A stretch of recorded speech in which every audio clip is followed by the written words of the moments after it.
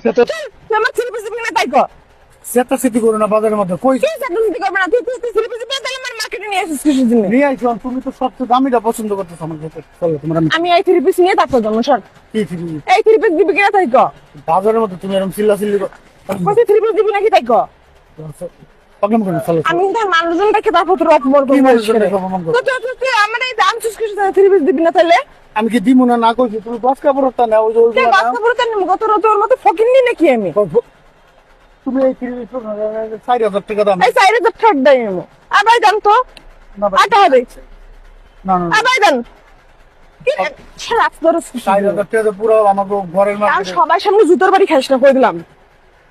তুমি সব তুই দিবি না জুতোর বাড়ি খাবে এইরকম? কি জুতো হয়ে যায় হ্যাঁ? প্রবলেম করো দিবি না ওই যে দিবি না প্রবলেম করো দিবি না দিবি না আরে দিবি না দিবি না মানে খারাপ মানে আমি দাম না দে দে দে আমার মাথাটা গরম করবি না কিন্তু কই দিলাম। আমি তো কইছি যে এটা দেওয়ার মতো আমার ওইটাই লাগবে, আমার ওইটাই লাগবে।